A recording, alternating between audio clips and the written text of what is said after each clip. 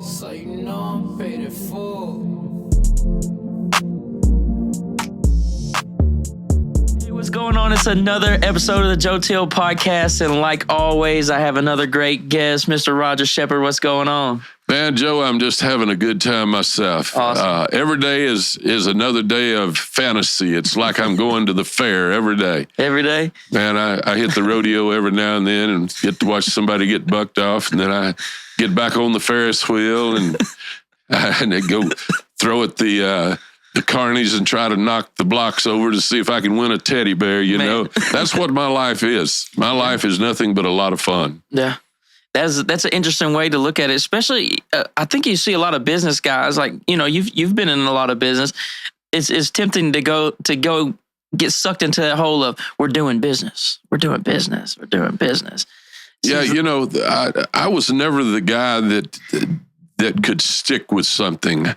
I graduated from Hooks High School in 1971, and someone, they used to ask me, they said, well, did you graduate with Billy Sims? I said, yeah, he was 2 years behind me, but I think he was 2 years older than me.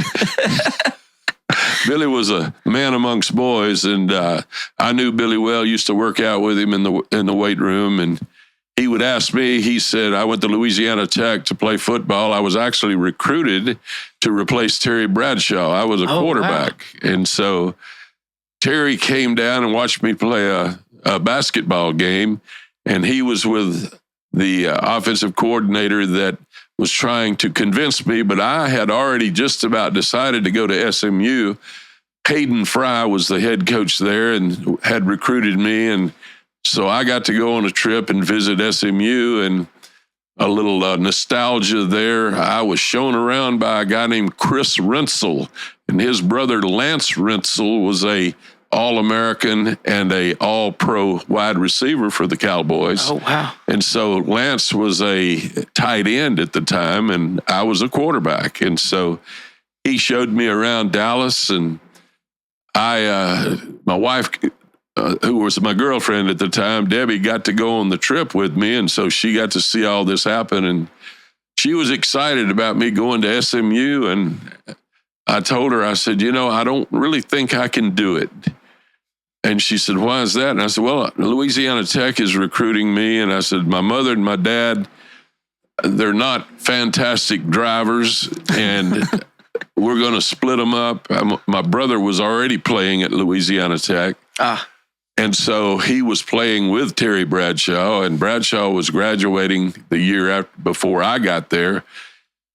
And so I didn't want to split them up because I was worried about one of them driving in Dallas by themselves when the other went the other way. Right. And so I decided that it didn't really matter. And as it turned out, it was a wonderful decision that I made to go to Louisiana Tech to play with 14 guys that played in the NFL. Oh, wow. And we were 44 wins and 4 losses my 4 years there. Wow.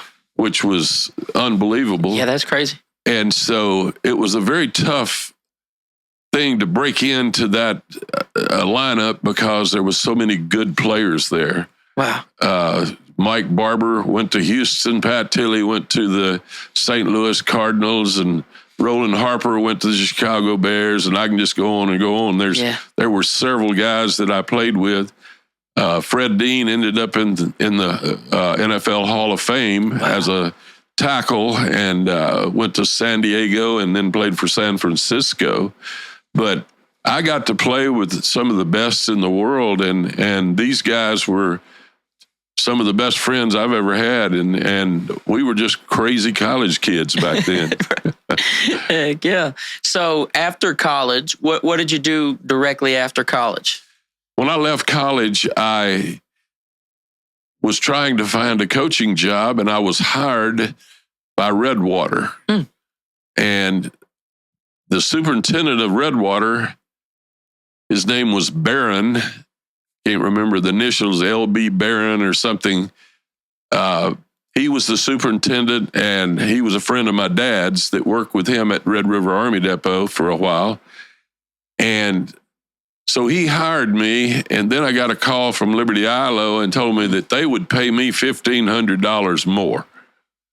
And back in the day, which was in 1975, that's a big deal. $1,500 was a kick, and Right. so I thought, okay, so I called Mr. Barron, and I've never gotten my butt chewed out as bad as when he found out that I was going to go to Liberty Islo. Wow.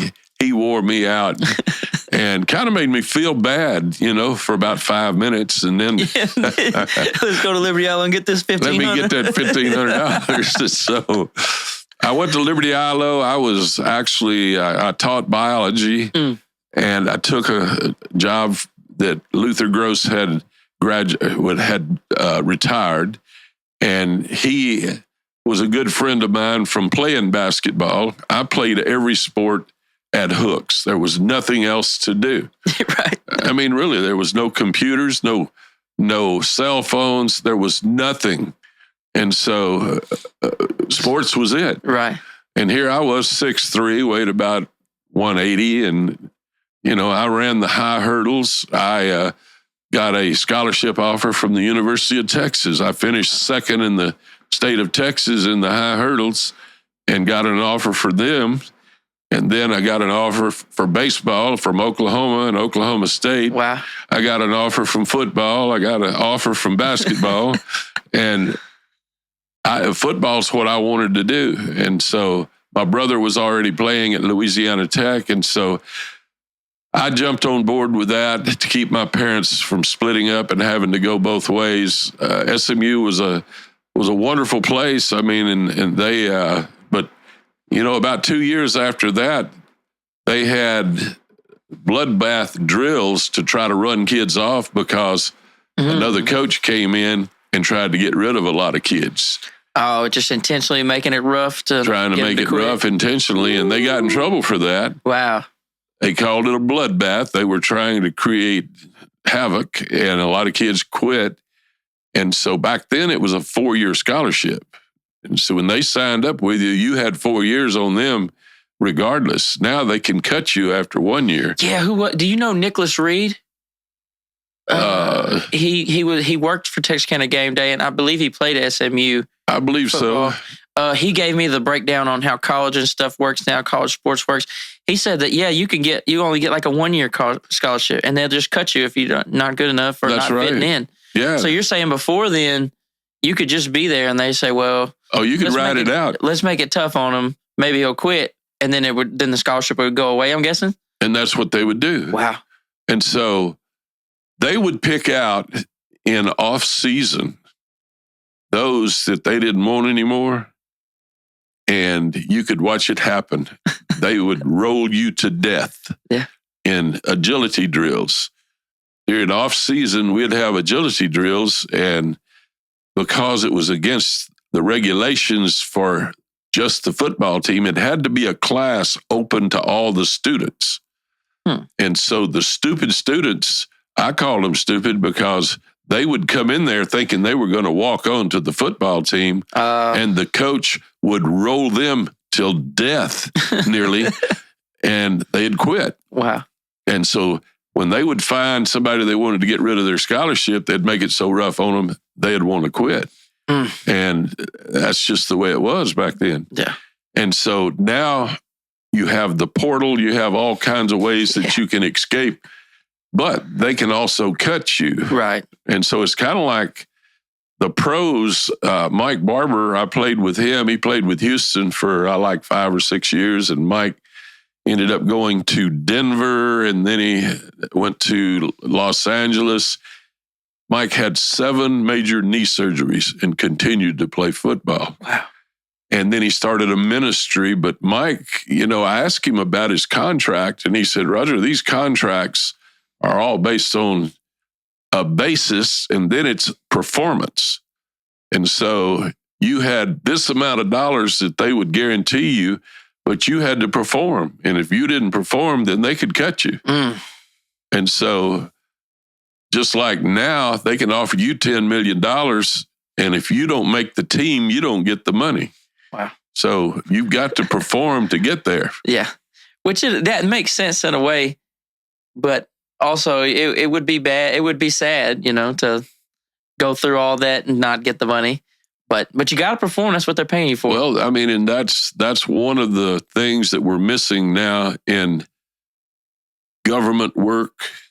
You're seeing it in the way they're trying to guard Trump. You know, they're not doing their job. They're not capable of doing their job because they've hired people and they're not training them properly. And so when you have, just like in my business, if I have a wait staff that's not trained properly and don't know the product, then it gets ugly out there with them trying to operate under the conditions that we have. And next thing you know, you've got 10 bad reviews on Facebook. And next thing you know, you don't have anybody in your place. Right. New people won't come in when they see a large number of bad reviews. Yeah, definitely. And so, and that's Redbone, right?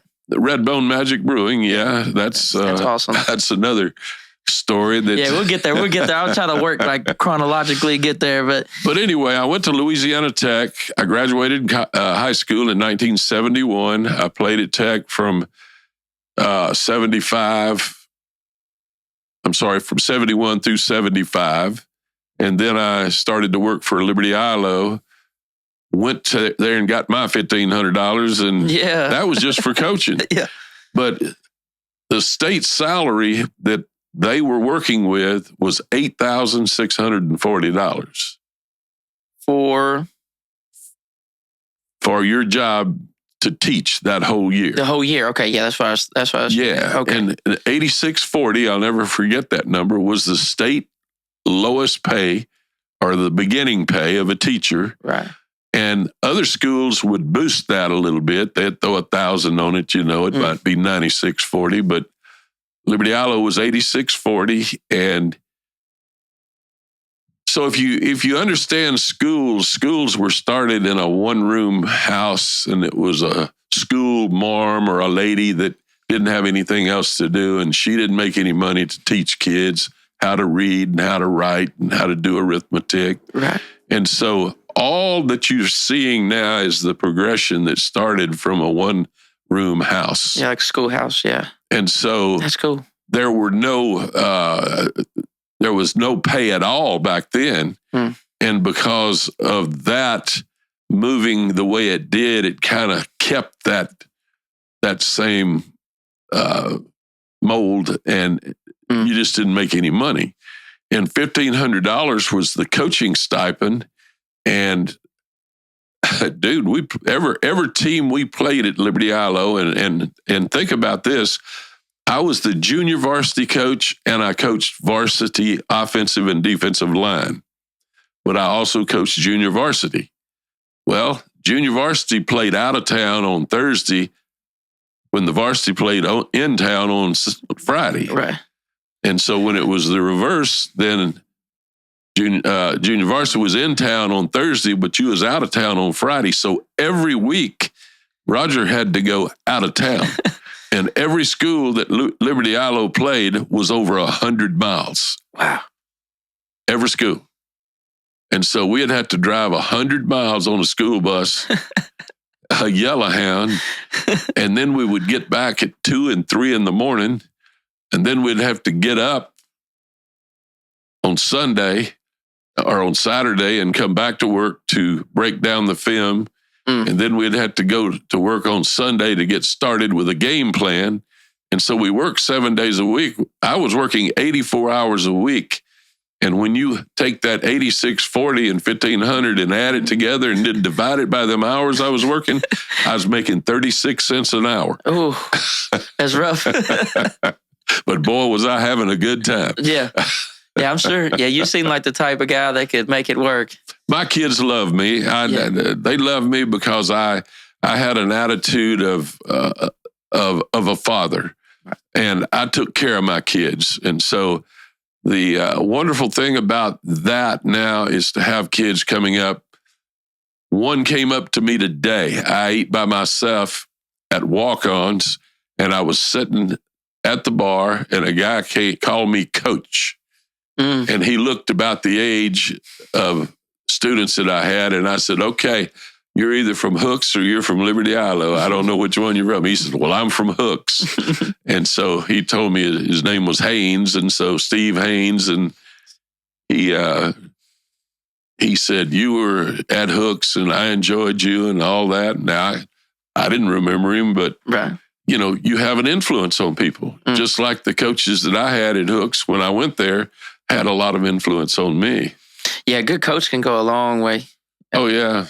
Yeah. Bobby Staten was as good a coach as you could get. Charlie Phillips, Durwood Merrill became a professional umpire. Charlie Phillips. Charlie Phillips was the superintendent when he left, and then he started selling for me at Sports Magic. Oh, wow. I'm trying to think of that. I guess that's a different Phillips I know. This was the Phillips I know was an older guy. He's passed on now, but he was the inspector for Septic, and he was a scout for Major League Baseball. Yeah, that Phillips. I'm trying to think of his first name. I can't think of his name You either. probably know who I'm talking about, though. I know exactly who you're talking Yeah, about. he always wore the Indians He's probably hat. the best baseball man in the business. Right, yeah. And he always was the inspector for what me and my dad did. That just where my What a brain wonderful- just went. Yeah, but he was What a wonderful guy. Yeah, awesome dude, and he knew his baseball. Yeah. He knew his baseball for sure. So you were a coach. What was the transition there? What did you do after coaching? Well, I was on the sideline watching my team perform at Liberty Islo, and when I got back in, we were at home, and there was an orthopedic surgeon that was our team doctor, Dr. Keever, and we were in the dressing room sitting there talking to each other, and I said, hey, Doc, I said, what do you think about putting a workout facility in? And he looked at me and he says, come see me tomorrow. And so I went to see him and I said, they got this new equipment called Nautilus. And I said, I've kind of studied it. There's a guy in DeLand, Florida named Arthur Jones who has invented it. And there's another guy that's an orthopedic surgeon named Ellington Darden that is his advisor on how this is working the muscles. And they used a very interesting concept called variable resistance. And it was a kidney-shaped cam that a chain would go over that would change the amount of resistance as you push through your motion. So if you're going to do curls, the hardest time is to get started, then it gets easier, and then it gets real easy. Right. And so they would make the cam work to where it would give you some help on the front end, put the maximum weight on you during halfway through, and then it would slack off when it would get to the top. And so this guy was out there in left field. I mean, but he was one of the pioneers of systems now that have that same approach. The Nautilus company, I don't know if it's still around, but we started that company and called it Nautilus of Texarkana. I stuck with it for 3 years and seemed like I was on a 3-year schedule. I just got tired of it. I wasn't making as much money as I wanted to make. And so I got back into coaching, which was probably the dumbest thing I've ever done in my life. But I went to Hooks, my hometown, and ended up getting treated like a dog. And I was the head basketball coach for 3 years. Won the district the first year, went into the area playoffs and had a good year. And then the next year, I had a kid that was a super athlete that got in trouble. And when we came together as a coaching staff, we all decided that he needs to go. He was caught drinking, during a game. Oh, during a game? Yeah. And so it was going to the game on the bus. And so he was gotten rid of and everybody voted yes. But then at the end of football season, he was playing basketball and he was playing baseball. Well, they kind of stuck me in the back. They took, not basketball, but baseball. They took him off my basketball team, who was my leading scorer and all of that. Had I known they was going to let him play the rest of the sports, I would have voted no. Oh, wow. So they took him out and then they brought him back in. They all said, I think he needs to go out of athletics. Wow. But they brought him back for baseball and for track. And he excelled and did well, right? Which was good for him. And from that point of view, I'm glad he got to play. Don't get me wrong. I wouldn't. But you lost your score. But I lost my guy. Yeah. And then they wanted to fire me. Oh, no. And so I told them, I said, you can't fire me. I'm not on the register as a coach. I'm on the register as a teacher. And I said, y'all have given me excellent reviews on my teaching. And I said, I've just lost some games there. And it come down to a council member's son that wanted to go and have some fun during Christmas, but didn't want to practice basketball. And so I took him off the starting team. And so his dad wanted to get rid of me, So it was a politic deal. Yeah. The way it always is. Right. And so I found out right there, okay, I'm done. I can't do this. Yeah, I understand. I'm going to end up wanting to kill somebody, And so I went into the pharmaceutical business and I got me a pharmaceutical sales job, which was calling on doctors. I had a list of medication that I was selling an idea to the doctor. You don't actually sell medicine to the doctor. You sell the idea of what it does and how good it is and what side effects it doesn't have and what interactions it doesn't have. And then he makes the decision to prescribe it. And if he prescribes it, then he sold it for you. Ah, okay. Is that still how that works? It's still how it works, but they have cut back tremendously on the number of reps that's out there. Used to, the company I worked for was called Sandoz Pharmaceutical, and they had 1,500 reps nationwide. Yeah. And we would come together in big national meetings. One of the national meetings was in the World Trade Center. We were on the 102nd floor. And what year was that? That was 86, 7, somewhere in there. And so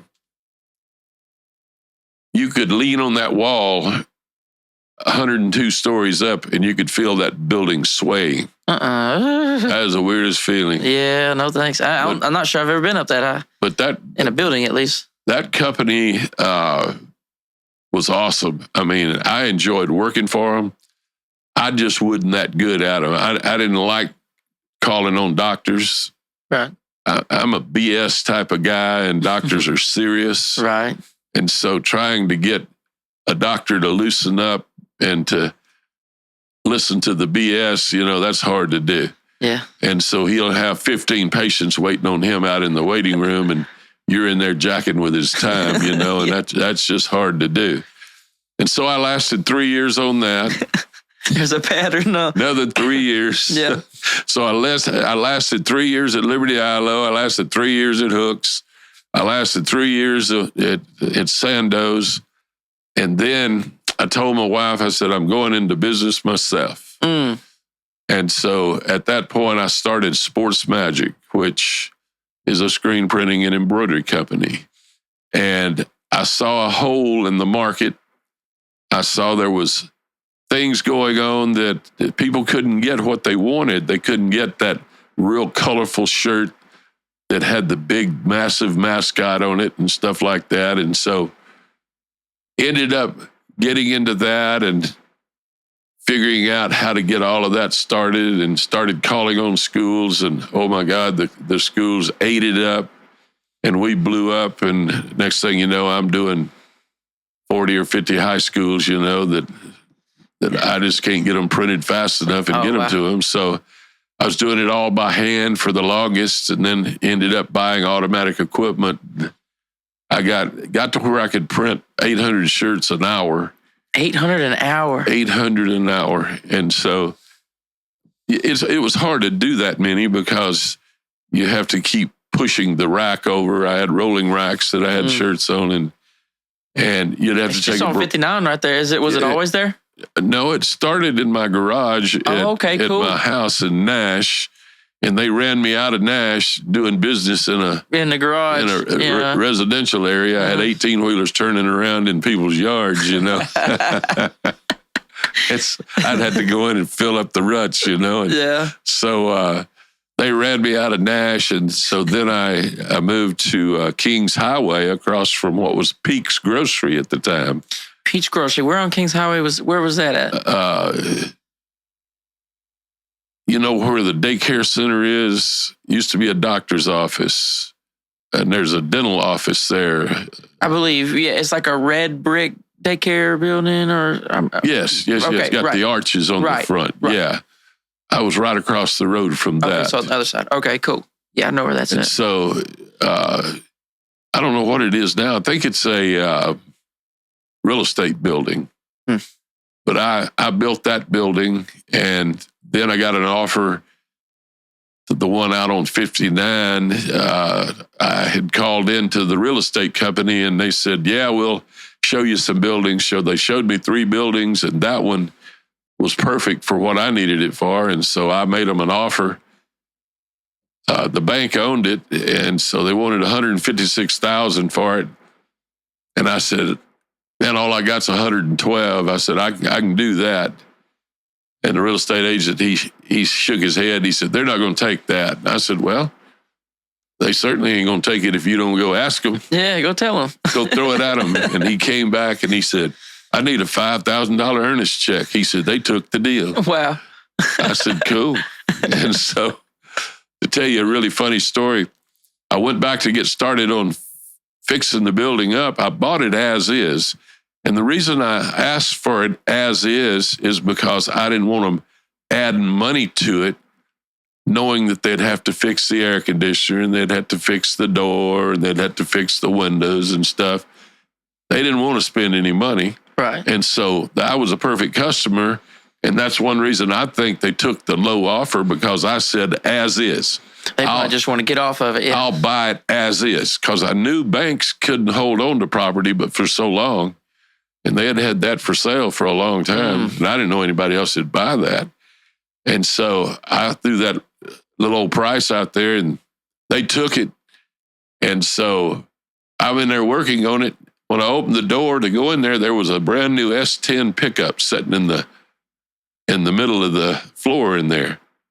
So I called the banker guy, and he's now passed, but he was a good friend of mine. Dennis Crawford was his name. I called Dennis and I said, hey, Dennis, I said, man, I appreciate the truck y'all gave me.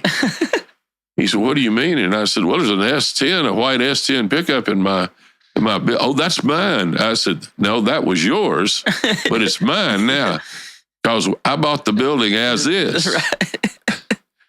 He says, oh, man, come on. I said, no, I need the title to it. But I was playing him. Yeah. I finally told him, I said, no, I'm just kidding you. You need to come get your truck out of my building, But that would have been awesome, though. Anyway, that was funny. And so I got that building, and then that's when I really started blowing up. And I computerized my art process to where I could do it on a computer. I paid $15,000 for a 2CX Apple computer and a printer. $15,000. Oh my gosh! And compared to now, it was probably the slowest. Oh yeah! Wow! Oh yeah! And what year was that? What year was that? Where a computer was 15,000? Jeez, that was 91. Wow! 90, 91. I wasn't even alive. And so you punch it into it, and you go, okay, and you wait for it to. Whoop, there it is, and so. But it would take a 4-hour project and take it down to 15 minutes. Wow. When you computerized it and color separated it through the computer. This company was out of California, so I flew out to California and they trained me how to use it. And it was one of the best investments I ever made. But Then I didn't sell Sports Magic. I gave it to my oldest daughter, Lindsay. Which is awesome. Which is one of the coolest things you can do in life. Well, I mean, I'm all about my kids, and I wanted to make sure that they were taken care of. Lindsay worked for me for 17 years, and she was my back girl. She took care of the money and took care of everything because I can't take care of money. I just can't do it. Yeah. I have no accounting ability at all.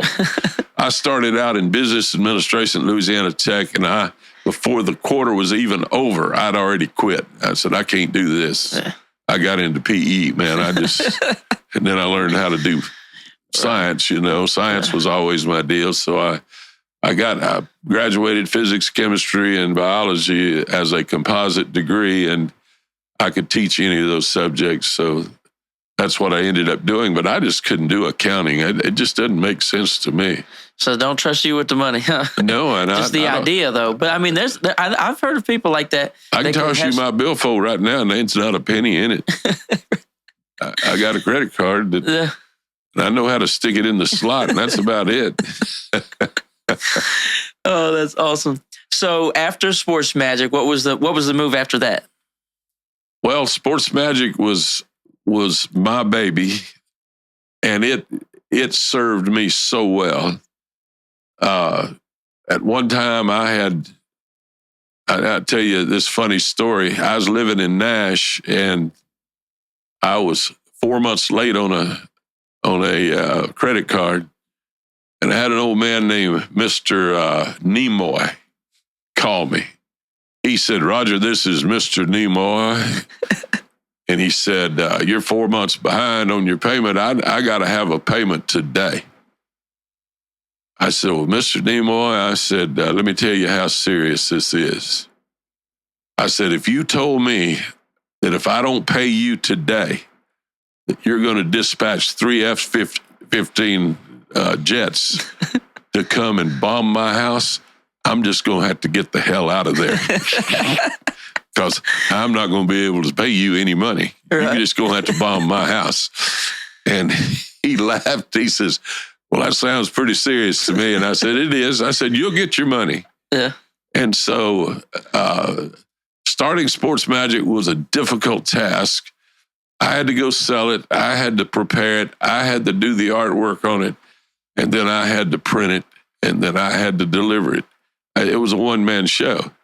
And so my wife was really upset because everything that she was making was going to pay bills, and she didn't have any play money. So you know how mamas are when they ain't got no money to play on. Right, yeah, they get a little ornery. Oh, my goodness. And so we came down to a decision of, okay, I'm going to put all my money in my account. We're going to put all your money in your account. You pay your half of the house, and I'm going to lie, cheat, steal, or do something to get enough money to pay my half. But I'm going to tell you right now, if we do this, if we split, don't ever ask me for a penny. Because I'm going to hit it big, and I'm not going to give one red dime away if you choose to go separate. What did she do? So before we went to bed, she looked at me and she said, let's just stay together. Let's just keep it out. Best decision she ever made. Right, yeah. And I mean, that's the way you ought to be as a couple. You ought to trust each other. Right. And I wasn't being ugly. I was in desperation. I was desperate.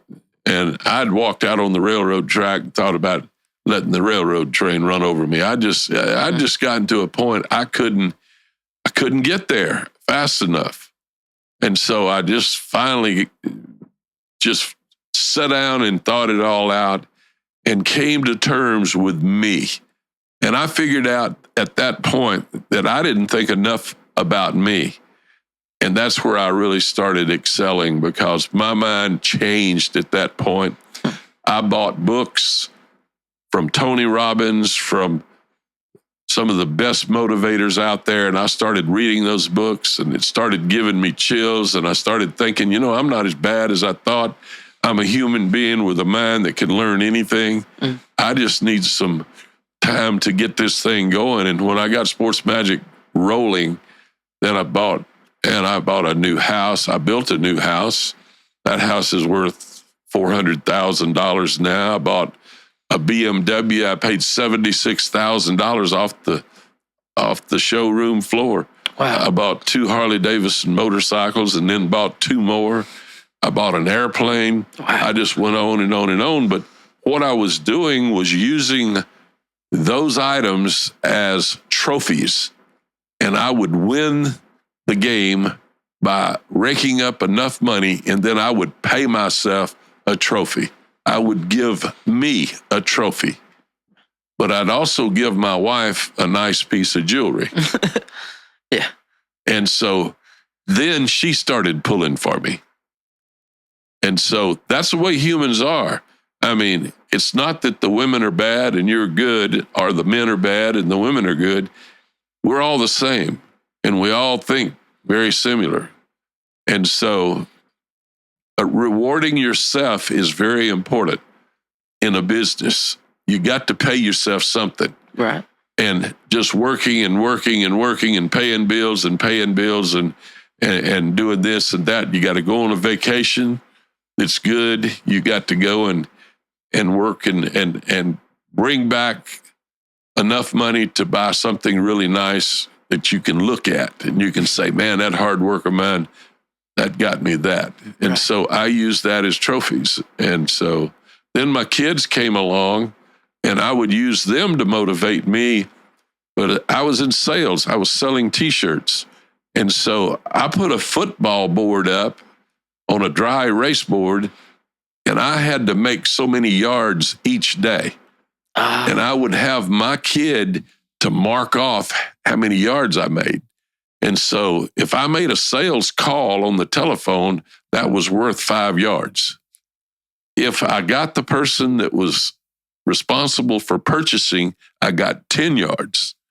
If I got a appointment to go see the guy, I got 25 yards. And if I went and made a sale, I got 100 yards. And so my deal was to score 2 touchdowns a day. So when I would come home after the day's work, my daughter would say, come on, Dad, let's go in there and let's chart it up. And the motivation that I had in my heart of making my kid happy was the thing that put me over the hill, as well as the magic, because I was an avid magician at the time. And so I turned my sales call into magic shows. Now I'm really excited about going in and calling on this person because now I'm doing something I love to do, and that's magic. And so I'd do magic to the girl up front, and she would laugh, and I'd say, I need to see your owner. And she would usually say, well, he's not available right now. Well, I want you to show him that trick.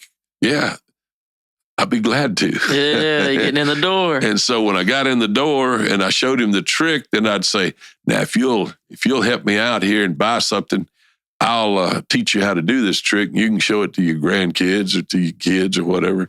And so I'd teach him how to do the trick. And so I just learned to do things that were different and have something to offer that no one else could offer. That's awesome. Yeah, there's a lot to that. Yeah, I think creativity, especially, like you can make a lot of money being creative, just doing things different than that. Because a lot of people, I feel like they can get trapped into just a normal life, just like a regular. Yeah, this is how life's supposed to be. I'll go live it out. But then you just kind of get regular results. You have to go do something crazy, try something different. That's the only way to get different results. Difference, I assigned it a word. You know what the word is? What is that? Value. Difference equals value. How valuable do you want to be? How different do you think you can make yourself? Now, there is a ridiculous to that. You can't get ridiculous. I was selling pharmaceuticals doing this little 3-card trick, and it was working. But then I was getting beat by a girl that was singing the detail to the doctor. And he loved that. She'd make up a song and sing the detail to him, which was what the medicine would do and all of that. And so the next thing you know, and she was a good looking girl, I looked in through the door and she was sitting in his lap. Well, now I can't beat that. Yeah, can't beat that. I can't compete with that. So that's one of the reasons I quit. Yeah. When I finally got to the point, I said, well, I don't know what I can do to beat that. And so Yeah. That is like the ultimate. it is, but that's exactly what was going on. And I thought, wow, if I'd had a cell phone there, I could have snapped a picture and put it on Facebook. And that'd have been. I'd have probably got run out of town, but. So she was adding value. she was adding a lot of value. A lot of value. Yeah, strong value. And so I just look at it. I'll be honest with you. I don't think I have any control over my life. I think I'm being guided. I can't find an answer to where I'm changing anything. It's all I'm just playing the game. I'm here for a reason. You text me for a reason. Right. Why did you text me? Were you motivated to do it? Yeah. Why were you motivated to do it? Well, I guess I heard about you and okay, so that you've done something, So there you go. Yeah. And that's why I'm here. Right. Now, did I want to be here? I did after I love podcasts. Right. And so I thought, okay, we'll go see what this is all about. But how did I get led here? How am I in the beer brewing business? How did I get into that? I drew it up on a computer. I was sitting at Sports Magic. My daughter was running the show at the time. I'm sitting in there in my office working on what I think the place ought to look like. I'd done been to Dallas, to Houston, to Oklahoma City, to Little Rock, all over Shreveport, talking to these guys that had these brew pubs and breweries. And I kept looking at them and I kept saying, I could do all of this. Right. There's nothing here I can't do. And I said, I'm a woodworker. I built everything in Redbone. I built all the tables. Which is a beautiful place, and it's an awesome looking place. So that's awesome. But that's what I call an out of Texarkana experience. Right. And so that is kind of what it feels like when you go in there. It doesn't feel like almost what you expect and what you're used to. It doesn't look like you're transported somewhere else, which is cool. Yeah, that's really cool. Yeah, I went to walk-ons today, and I like walk-ons. I like their concept. I like the guys that started it. Yeah, it was an LSU baseball player that started it, and he walked on, and that's why he calls it walk-ons. Yeah. And so what a neat concept. I like the place, but it has no character to it. It's got what you like to see, a bunch of televisions. Yeah. They got a lot of televisions there. And they got pretty girls that's going around serving you drinks and stuff.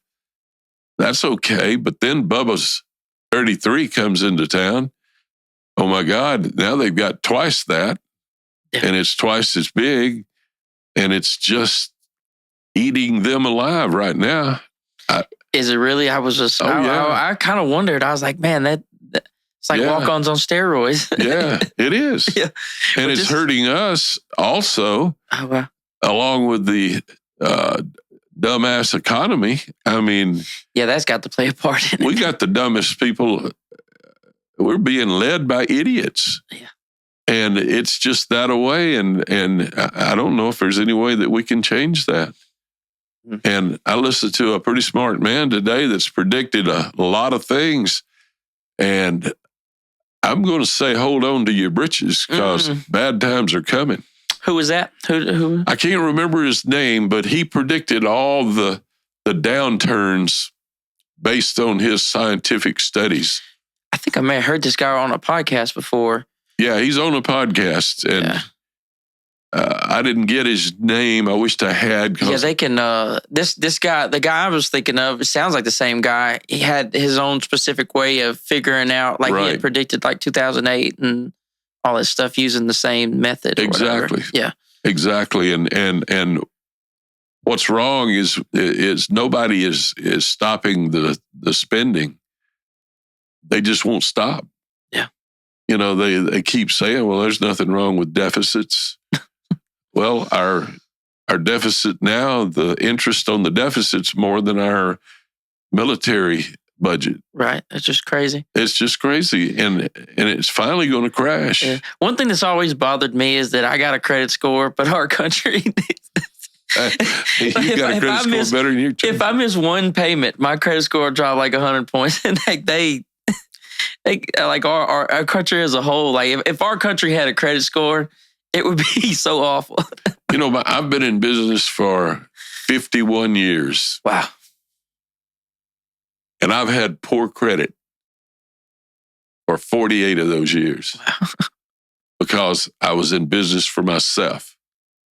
And they discriminate against people that are in business themselves. Mm. It's hard as heck to get a credit card when you're in a business that you got ways that you're making money that you are not showing. It doesn't show up. And then you can't report to them in a way that would make it look good.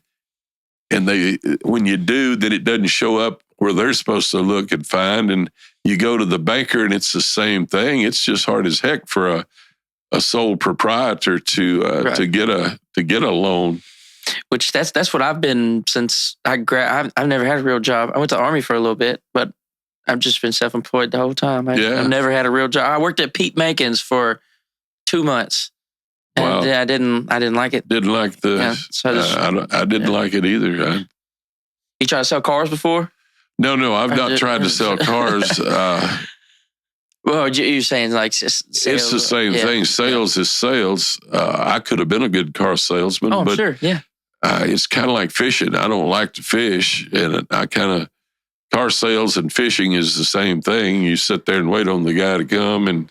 Yeah, they broke it down to me. Like the manager was teaching me how to do it, and like then we got really into the weeds about the actual process of like the negotiation process, and I was like, I don't really like this. Yeah, and so I just went home. I just told him I was like, no. It's kind of like you're trying to cheat people. Yeah, it's 100%. Well, that's the way I feel. And when you negotiate with them, that's the way you feel like you're being cheated. You know? Yeah. It was a bunch of.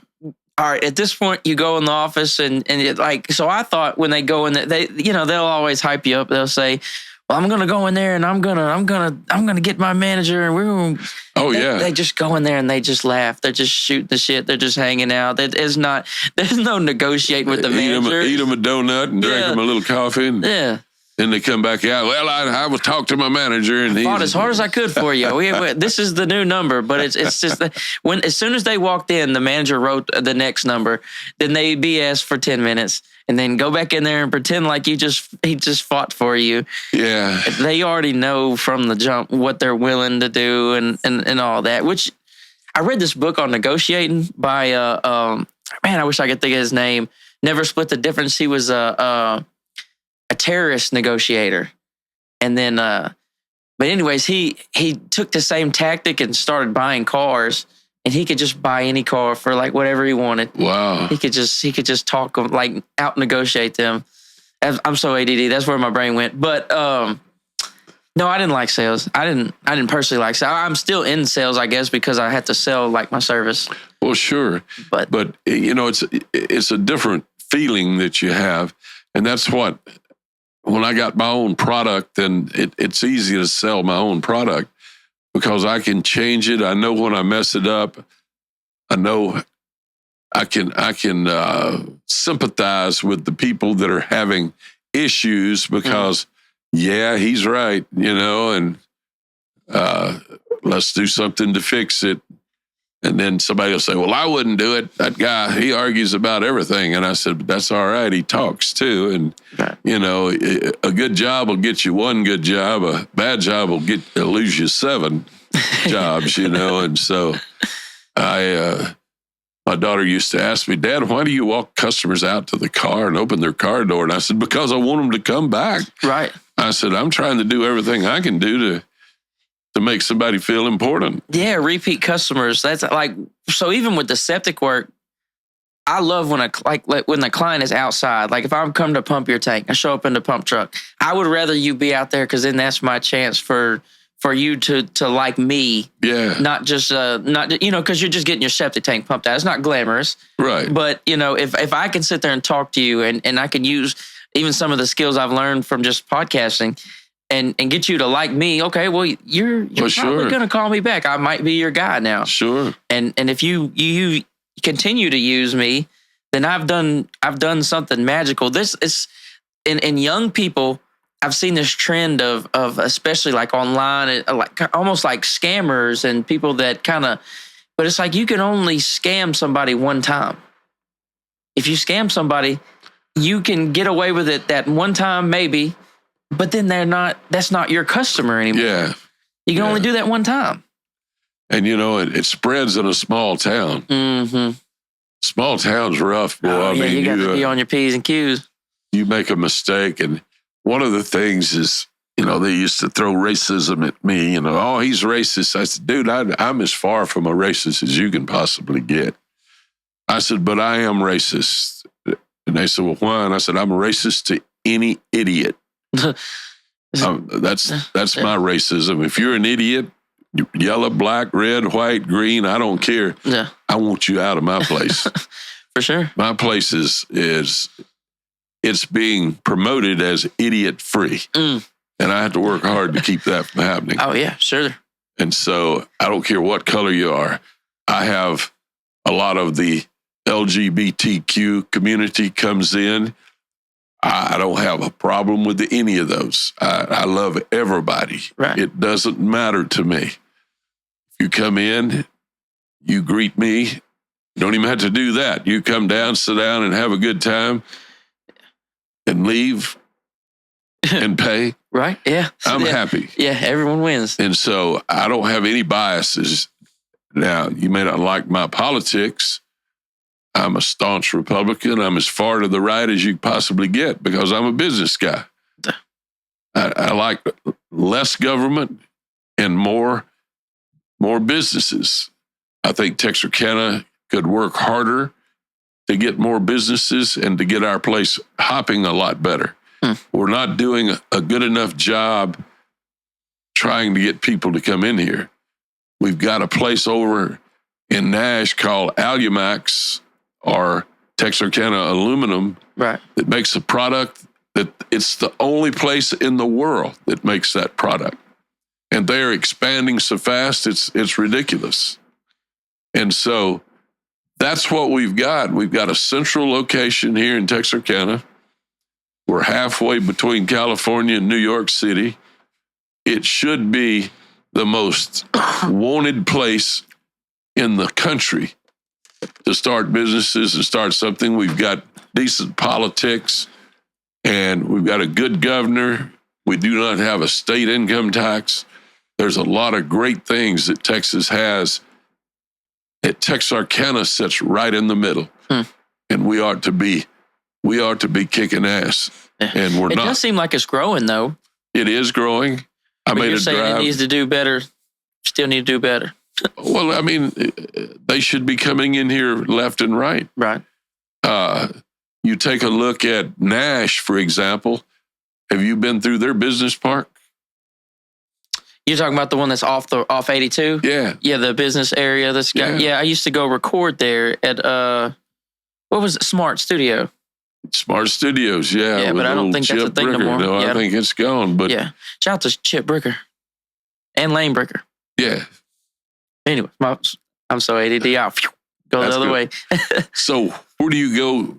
Where's the business park in Texarkana? I don't know. There ain't one. There ain't one, yeah. Should there be one? You know what? You know what we got?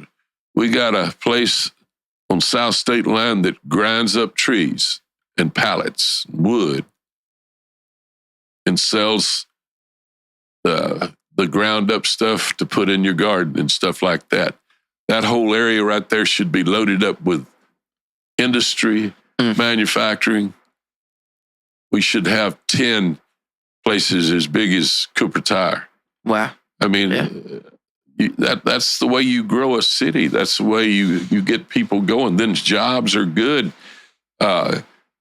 you go to Dallas and go to some of those outside places like the Colony and Argyle and a lot of those places, they're building 3-story, $1.5 million houses as fast as they can put them up.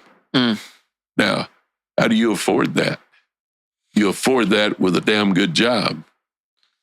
And there ain't none around here. So you think we need more like, what type of businesses do you think we need more of here in town? Well, you just saw Elon Musk move everything he's got to Austin. Right. All right. Why did Austin get that?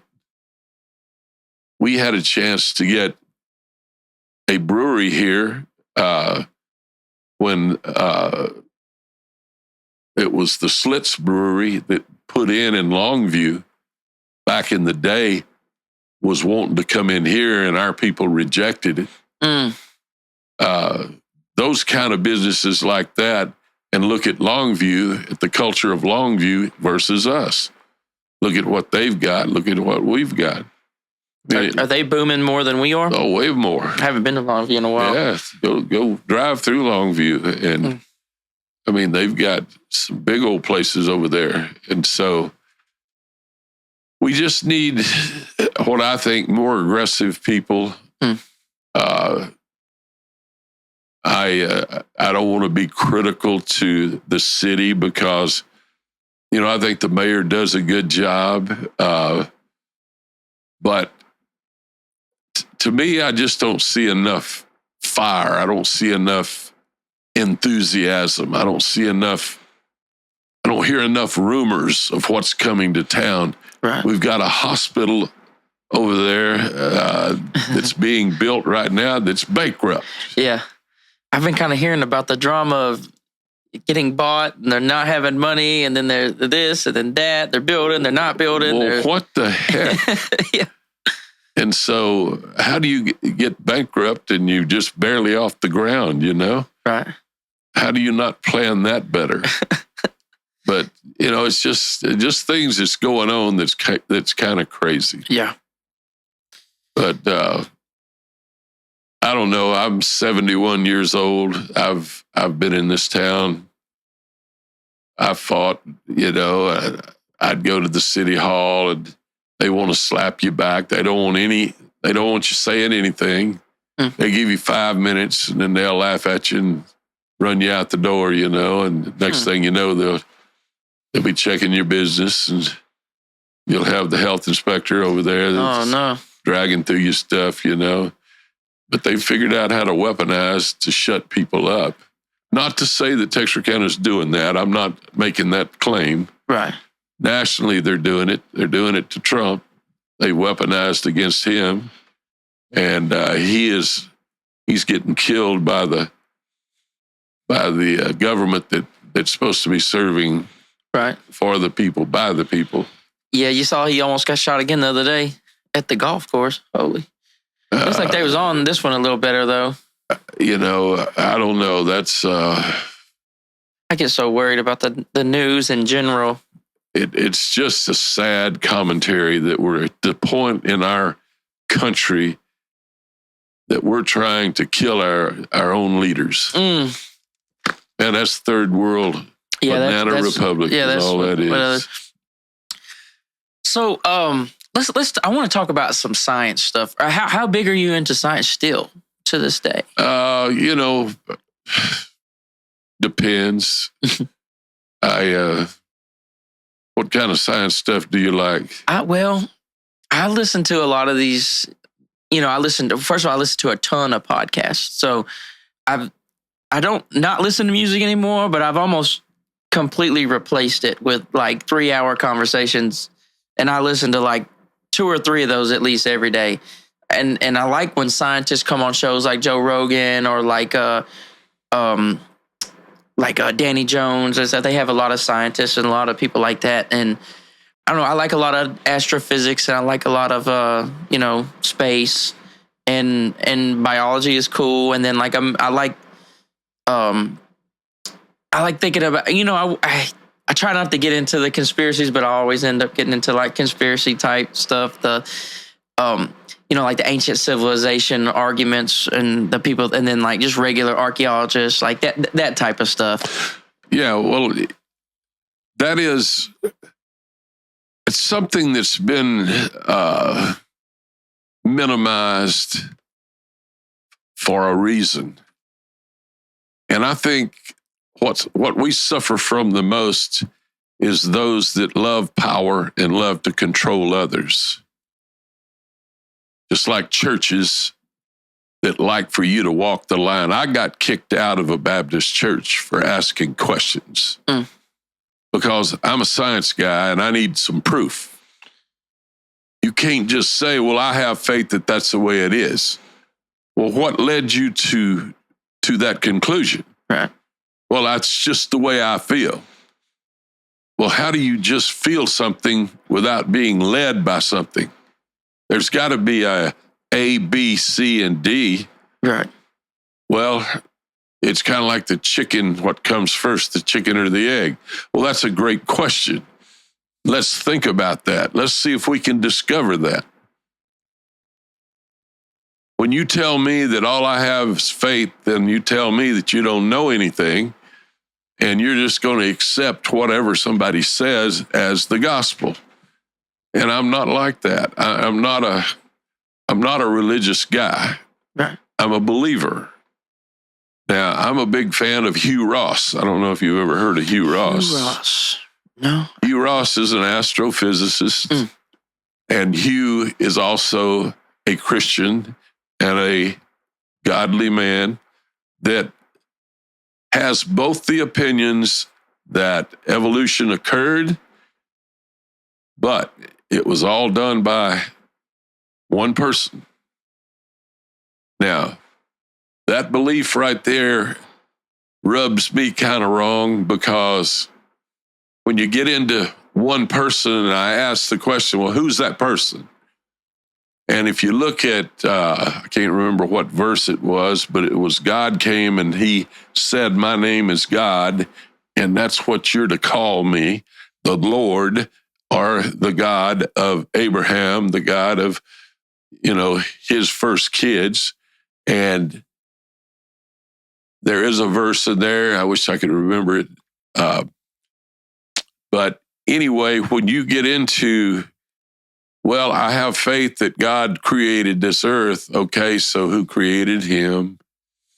And if somebody created him, who created him, and who created him, and who created him?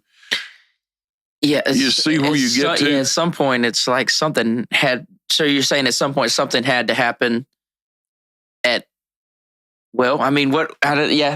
I've thought about this stuff a ton. So where do you go? Yeah, exactly. How do you get there? Yeah, it's like looking in to me, it's kind of like, when you look in a mirror, like, have you ever had a mirror in front of you and a mirror behind you? And you look into the front it looks mirror, like you go forever. Just go forever. Yeah. I'm with you. When I think of, and then they'll end the conversation on you right there. So you just have to have faith. Yeah. And so the next question is, well, what is faith? Can you define that for me? What is faith? Right. Well, I said, is it a wish, or is it a dream, or is it a hope? Do you hope that's right? Yeah. Do you wish that's right? Do you dream that that's right? Well, no, that's just how I feel. Okay, so that's how you feel. So what if I don't feel like that? Well, right. Then you're not going to be a member of my society. Right. Well, okay, so that's what happens in churches. That's why we got Presbyterian, and we've got Episcopalian, we've got Baptist, we've got Presbyterian, we've got all of those, because one day somebody got pissed and said, I don't like the way he's preaching because he's stepping on my toes, and I'm going to start me another church. Right. And so they said, well, the books were written by people that were inspired by God. Okay, yeah. So I read a book on the Book of Mormon, and it was written by a guy named Joseph Smith. Yeah. And he claims to be inspired by God. Right. But you don't identify with that. Right. Or Muhammad. or Buddha or any of that. L. Ron Hubbard. Yeah, so what's that all about? Yeah. Well, then the one thing that really gets me is the how long after the events that a lot of those stuff was wrote, like the Gospels or like even Genesis, Exodus, Leviticus, the first 5, the Torah or whatever. They were written like way after the stuff that actually happened. Then you get into timelines. Then you get into stuff like the pyramids. Like, okay, what about the? Well, have you ever watched the shows of the like Henry VIII and the things that went on during those periods of time? As far as what they did to the Bible or something? What would they do to somebody that was religious? What would they do? They'd burn them at the stake. For being religious? Well, if they were saying things that was not acceptable. Right. So they had the rule. Right. Here's how you have to act. And if you come into our town and act something different, now you're all of a sudden, you're a witch or something, and they cut your head off. And so how much of the Bible was rewritten by those that were trying to change the whole idea of society? Right. The King James Version was... Well, I don't know. I'm not... It's not that I'm not smart enough, because God gave me a brain. Right. He made it to where it was endless. There is no capacity to my brain. I cannot fill it up. Right. Can never be filled. So what do we do? What do we think about? Hugh Ross, the astrophysicist, said that the reason he believes that somebody started the universe is because it continuously changes. And it's always expanding. And that's why you can't get to the end of it. Right. Because it's expanding much faster than you can go. And so as a astronaut that takes off and tries to get to the end of the universe, you can't get there. Right. Plus, when you talk about the conspiracy theory of aliens that's coming, if you think about how fast it would take a space capsule to fly from these areas that they say they're coming from, it would take years and years and years for them just to get there. Right. At light speed. At light speed. And so you can't travel at light speed and survive. Yeah, well, at least with how we understand things at the moment. Exactly. And so I don't believe in the UFO theory because I've never seen one. Right. And until I see one, I will not believe it. Right. Because I'm a science guy. I can't take your word for it because I don't know what your motivation is. I don't know what you're trying to do with it. And, we got to experiment it and figure it out. Well, let's. You saw the guy, okay? Well, why didn't you tell him to hang around and give me a call? Let me come look at him. Yeah. But for some reason, we never get to see him. The government, there's a bug trying to get you. I'm sorry about that. As far as the UFO thing, my thoughts on that is that there's something that, and I start to wonder, and I know there's other people that think this, that maybe we have like one of our, hopefully us, have something that maybe isn't for the public yet, or something that can do some of this wild stuff that they see. They're reporting like pilots are seeing stuff they can't explain, like up there. Hopefully, like maybe it's just our stuff. Maybe we figured out some new form of propulsion or something, and that. But I mean, here's what makes me doubt. Does it not seem to come and go? Well, like UFO sightings are like only in America, like heavily in America, and like especially between like I believe the 40s and like the early 90s. But they'll come and go. There'll be a month. There's 5 sightings and people are reporting it. And then it goes for 2 years. You don't hear it again. Right. And then here it comes again. And then here it goes again. And consistency is something that I look at. Right. To try to determine whether or not it's real or not. If it's real, somebody's going to see it all the time. It's going to be something consistent. Unless they don't want to be seen. Well, then you get it. I mean, you've got a legitimate comeback always. Yeah. Because if they're powerful and more advanced than we are, then maybe they can run without being seen. Yeah. Maybe they could shrink down. Like, you never know. Like, maybe they understand quantum physics better than we do. Maybe they understand. I mean, like if you watch like Star Trek or something, like anytime you pull up to somebody else's planet, you're typically further ahead than them because they can't. If you can come to them, but they can't come to you, you already know you're ahead. So if there was like aliens here, they would be smart. They would be real smart. Yeah. And they'd be a lot further ahead of us. I hope we could be alive, not us, but like, the human race will keep going until we get to some, if you think about like technology and how it's advancing, if we keep going at this rate, we're going to have some wild stuff. Yeah, we're just too slow. It just takes too long to get there. We can't get very far. The propulsion, the renewable, you'd have to have renewable energy to be able to fill it up and to go further. You can only go so far. What do you think about them trying, like Elon's big push for Mars? What do you think about that? I think it's an excellent thing. I mean, that's the next step from the moon. And so, but the Mars, I feel like we got to put humans on the moon again first. And we got to make sure it's legit. Do you think they landed on the moon? I think they did. Yeah. No, I got to quit listening to people. I was pretty convinced. I watched it happen. You watched it on the TV? And so, I saw it the day it was broadcast. It's very convincing to me, but I don't know. I can't. There's something that's I don't know, and there may be some rebuttal to this that I haven't heard, but like the Van Allen radiation belt, and somebody was saying that it would have been too much radiation for them to even go by with like the ship was like aluminum or whatever, and that it would have just fried them. So how did they get past the radiation belt to get to the moon? And that they got caught faking a couple of shots. Like, that doesn't mean they didn't go, but there's a couple of like evidences of them at least faking a shot or two. Like, have you seen the one by the window where they put the camera real close to the window and blocked out part of the earth to make it look like they were? Yeah, that's of course. You can deny anything with logical thought. Right. I mean, in science is easy to do that.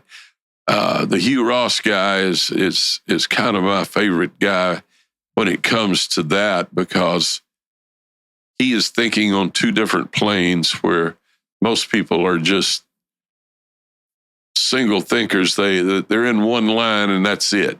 Right. But he wrote a book called "Why Is the Universe Like It Is?" And so his explanations are pretty amazing. And I'm going to check him out. Yeah, I like stuff like this. Yeah, he's, I don't know if I've got two of those books. I bought two of them to give one to someone that I was in the brewery at one time. But I've got 5 or 6 of his books now. I buy books I got 3 books in today. And they're financial books talking about the financial situation back in the day when Reagan was president, when the Bush was president, the things they were doing, with money and things like that. Right. You gotta get it a little bit of idea of what's going on, and you gotta have some history to know, because history will repeat itself. Yeah, I've been getting into history heavy. I like history. Yeah, I wish I would have been a better student. I was terrible at school. This has been a new thing as an adult. I was terrible too. I mean, I'm a common sense guy. I'm glad AI comes along, because now they write for me. I give them the ideas and they write for me, and it's all in proper English, Yeah. Yeah. The AI stuff is wild too, because there's a lot of thoughts about that. I see a ton of good. I see some bad. Kind of scary. It is indeed. I think, I'm going to say, this was just my prediction, which don't make a damn, but I'm going to say in 10 years, it's going to get wild. They're going to be able to do some stuff that we we probably didn't even think of. I hope our financial system stays intact. I'm afraid it's fixing to explode. Right. You can't run deficits like we're running. We're feeling a small amount of it when you've got inflation at 30 and 40%. You've got Venezuela that had inflation at 500%, which is negative inflation, which you can't do anything. Right. Those people, they begin to measure their financial system by how much those people weighed. Oh wow! Because they couldn't buy food. Now the average weight is not 210 pounds; it's 165. Is that why we're having Venezuelan people come here? Oh yeah. I saw that there was somewhere they had took over some part of a town or something. The reason they came here is because they let them out of prison. They let all their prisoners go. Now the crime in Venezuela is down by 86%. Oh, they sent all the bad guys away. Because they sent all the bad guys to us. Yeah. And Trump's telling the truth there. I mean, the border thing's hard to ignore. I've listened to a ton on the border. The border police, the border chief was on like 2 or 3 different podcasts I listened to. And so I got like 6 hours of like him talking about what's going on there, all the different schemes they use to get them in. There's even is it Red Cross, Blue Cross? One of them, I can't remember which one, Red Cross, I think, will give you, like, they have instructions on how to get in because they're saying like, well, if they're gonna come, like, we need to get them in safely. It's so crazy that my dad brought a lady over from the Philippines, super nice lady, married her. She's awesome, and he had to go get a lawyer, an immigration lawyer. He spent all this money. He takes care of her. He runs a business. He could afford to have 4 or 5 people that he's, taking care of. Yeah. Because he takes care of business. And it's this big ordeal. It's hard to keep her here. They're married. And it's like, she probably could just walk through the border and just chill here. Wow. And it'd be easier. I told my wife, we stood in line at the immigration line at the airport when we went to Mexico. I said, hell, we should have dropped off in Brownsville and walked across through, the deal, and nobody would have said anything. No. But that's a problem. It is going to get worse. You cannot flood your towns with people that are not assimilated to this country. The assimilation of people is the main thing, because if they don't believe in the flag, if they don't believe in freedom, if they don't believe in freedom of speech, if they don't believe in the Constitution as it's written and willing to stand up against that, then this country will fall. And it was formed and it was fought for through the Constitution as it was written. And it was done in a way that made 2/3 of the people have to vote for something to change something drastic. Right. And that was the reason that our forefathers did that, was because they had to make it difficult. Otherwise, it would just be changed back and forth. We have what's called fiats, to where a president can just change something by fiat. And if it's not voted on by the Congress and the Senate, then it does not become law. It just becomes a change. So what's happening is presidents are getting in office and they're making drastic changes through private fiat and not by laws. And so the good thing about Trump, to make it good, is if we could get enough in the Senate and enough in the House of Representatives to make it a majority Republican, to where they could make it a law. Then they could change the law, and it could not be changed unless they could get the same thing. But by fiat, The president can just make that change, but it's not law. So like on the border, that's how they were able to open it up, basically. Yeah, they can do that. And so that's what they've done, and that's why nothing can be done to stop it. And that's where they tried to sue Texas, because Texas has done their own thing. Yeah, and put people down there. Razor wire and putting up floats in the river where they couldn't get over those floats. Yeah. And then they got sued by the Attorney General. But what I've always said is that in politics in this country, if you can control the Attorney General, which controls all the law, and you can control the military, which can round you up and shoot and kill you, right, then you've got it made. You can control it all. Right. And that's what they've got right now. They've got an attorney general that does their due diligence. But do you think the military would act against us? They have to. But if they like the good old boys, the guys out there that if they don't, then they go to jail. I think there would be a lot of military guys that wouldn't do it. I think you're right. I don't deny that, but by law, they have to take those orders. Right. And when you've got a guy like Milley as the general, and you've got the black guy that's I can't remember his name, that got sick and took off without even telling anybody. You've got people in there that's in leadership. When they say do it and they don't do it, they go to the jail. Right. I would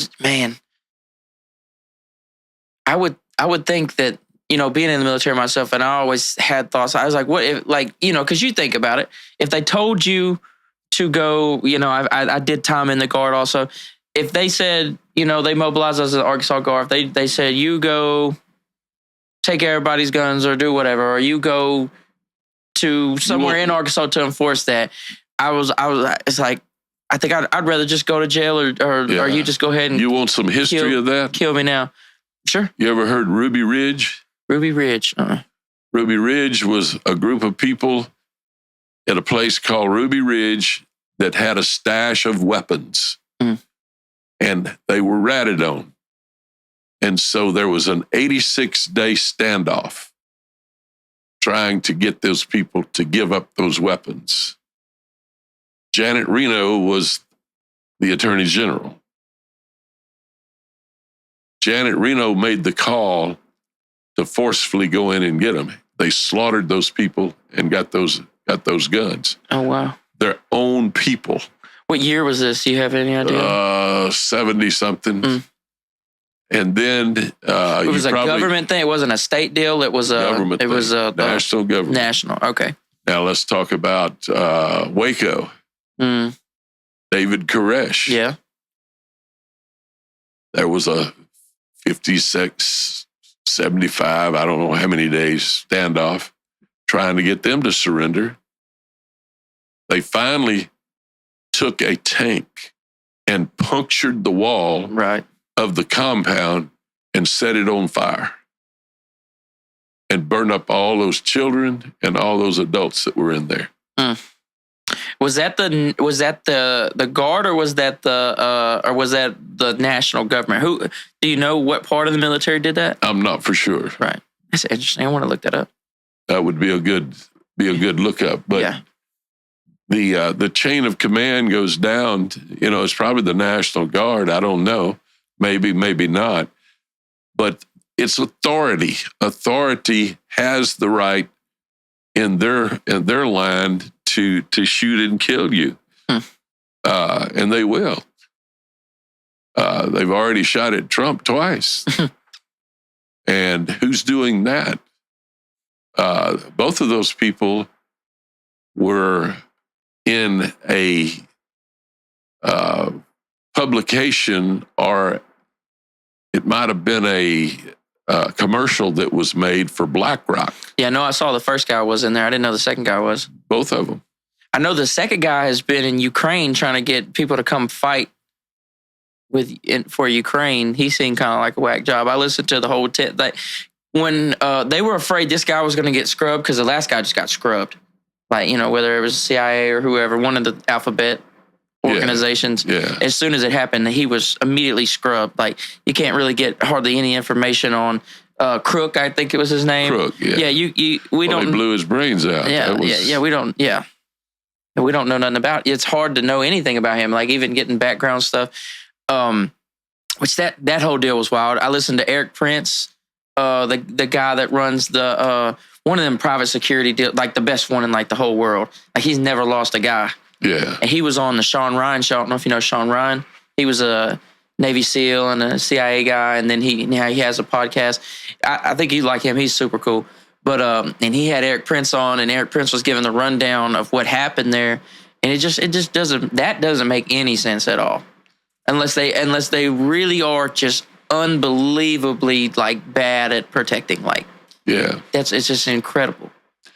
It's weird. It's just weird, and I've never seen anything like it. I've just tried to keep my business running and do the best I could do, and right. And now it's getting to where you can't do your business. I'm in a business now that the supply chain needs to be open, and the unemployment benefits need to be shrunk to where people will go out and ask for a job. But you've got these people that's coming across the border are given a card now that's got $12,000 on it. Yeah, which is crazy. You know how hard it is to save $12,000 as a regular citizen? That's insane. It is insane, but they're being given that. There's people on the TV all the time that's griping about it, where they see a person buy $400 worth of groceries, and which is one cart. It's just like half a cart of groceries. It's crazy. Yeah, it's rough. Regardless of politics, like even policies and stuff, it's like if you just look at how it is now, I know for sure it's like, okay, like something's not working. It is not working. I feel like I'm more of a middle guy. I see there's things I agree with on both sides. There's things that on the left that really get me going as far as some shit I don't agree with. And then there's I think that both parties are flawed, definitely. And I think that there's a lot of like all the lobbyists, and I think there's a lot of moving parts, and maybe even they talk about like the swamp, or they talk about like the who's actually running stuff. It's hard to know. I get worried about it being bad on both sides, maybe, and it's like maybe we're meant to be divided in that way, but I don't know. You know what Matt Fry told me, and it was probably the best thing he ever told me. He was like, when you can't control the macro, the big, all you can do is just like go outside and like be a good guy. Yeah, and that's similar to what you're saying, but you're saying that it's getting so rough that it's hard to just go outside and be a good guy. So that's a problem. I mean, that's a big problem. I feel like, of course, there isn't a whole lot I can do. I'm damn glad I wasn't on the Capitol lawn on January the 6th. Right. Because you'd still be in jail. And there's another thing. Is that right? All those people are in there for doing nothing. They didn't do anything. One guy had Molotov cocktails in his car, never got them out, was walking on the lawn. When he got arrested, they checked his car, and he's got a long prison sentence. Right. I mean, a long one, like 16 years. I think the protest deals, that's supposed to be a peaceful protest, and I guess it went south a little bit. But like but if you think about like Portland or like Minnesota or Minneapolis or wherever, the big ones that last a day, like months and stuff, like during all the big riots and stuff where they burned down stuff. It's just like nobody really got arrested from that deal. So it's like I get rounding people up. Oh, we feel like you did this, but it's like everybody should have got rounded up from like every protest ever. It's not fair anymore. Yeah. There's not an equality, and so that's what riles people up. That's what does more damage than anything. Is when we do have confirmation from officials that several people have been shot. Uh-oh. Well, that didn't sound good. It It's getting late. We can go ahead and wind it down. I'll talk forever if you let me. But Yeah, I'm pretty much a freewheeler myself. It's just I read so much and I watch the news. They're having trivia tonight at Redbone, and I hate that because I can't answer any of the questions unless it's a science question. And they get into movies and actresses and actors. Hell, I don't know any of them. I don't watch any shows like that. Right. News is all I watch. Somebody says, how are you so up to date on your news all the time? I said, I watch it all the time. You have to take in a lot of information to have any chance of knowing what's going on. To be able to survive in business, you got to stay ahead of the game, and you'll see a lot of ideas. You'll feel a lot of things. You can feel the economy. You can feel there's problems coming on. I mean, this is feeling like 1977 when Jimmy Carter was president and Iran had a bunch of our people and wouldn't let them go. It's all, it turned into a military machine, a war machine is what it turned into. And Dick Cheney and Liz Cheney. I've been down the Dick Cheney rabbit hole of oh my God. Everything that when we deployed right after 9/11, everything that was like on the bases, everything was like his company. Absolutely. It was like he gets so rich off of everything post 9/11. And all of his friends, but what happens, how many people in Congress and in the Senate are lawyers? A bunch, I'm assuming, the biggest part of them. Right. And so that's a brotherhood.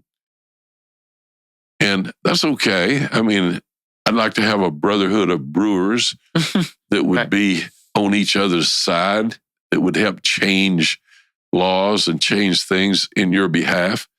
But the attorneys are a lot liberal, and a lot of them are that way because they have friends that get into these investigations, they call them. We're going to investigate old so-and-so. So 10 of the lawyers get paid $62 million, and they split all that up to do that investigation. And then the old boy that's heading up the investigation, he gets, we saw this and we saw that, and this didn't happen, and a little bit of this happened, but I just think everything's going to be all right. Well, what happened to that $62 million? Well, it got divided up amongst all of those friends that are in the brotherhood. And so they love investigations. Right. All their buddies get paid big time. And it just goes on and on and on. Yeah, the politicians, when you look at like how much money they had when they got into politics, then you look at their net worth now, like the insider trading deal, they have such a advantage on insider trading. And it's like if you go to be like a senator or something, in your salary is like, it's over 100 a year, but now your net worth is $2 million. Like, how does that work?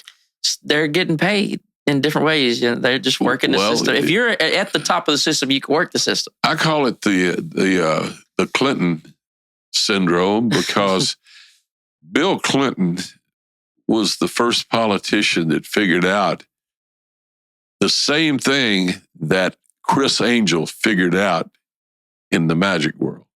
What's that? What did Chris Angel figure out?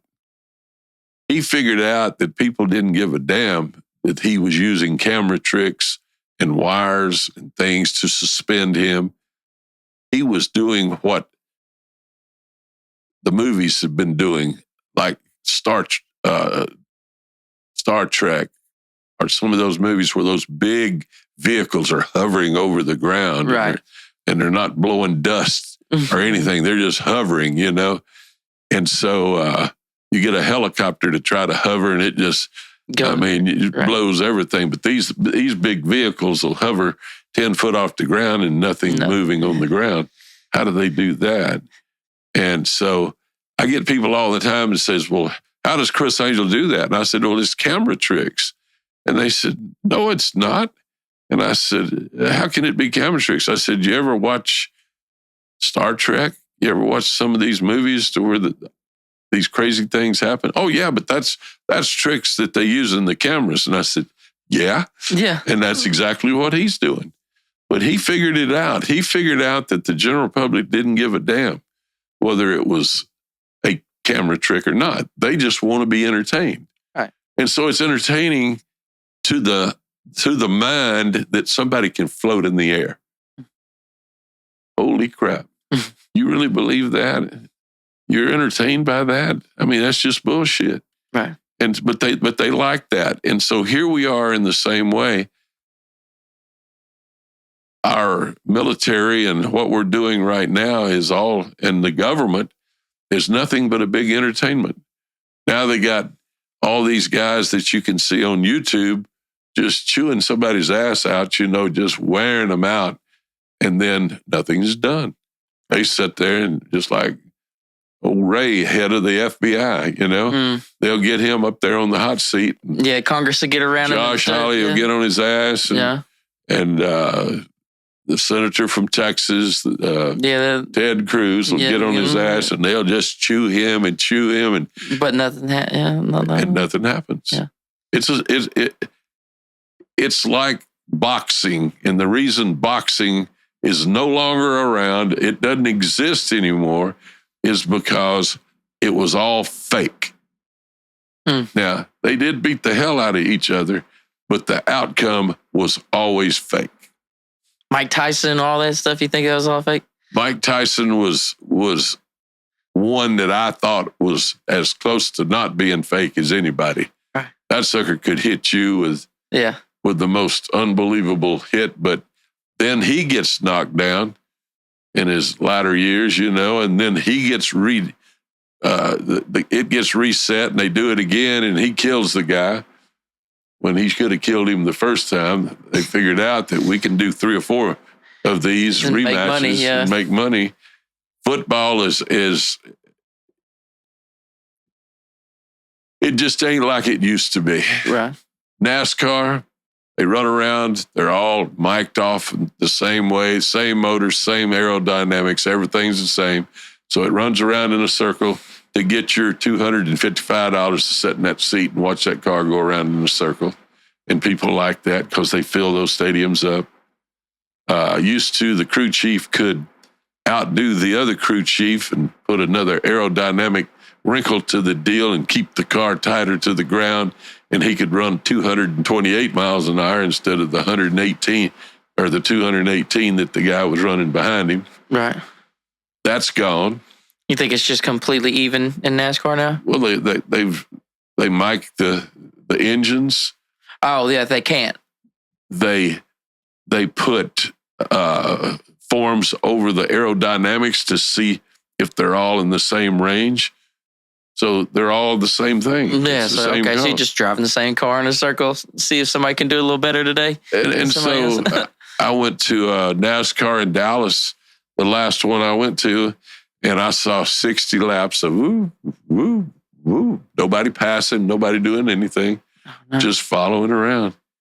And so we were on motorcycles. I told my wife, I said, I've seen all I need to see.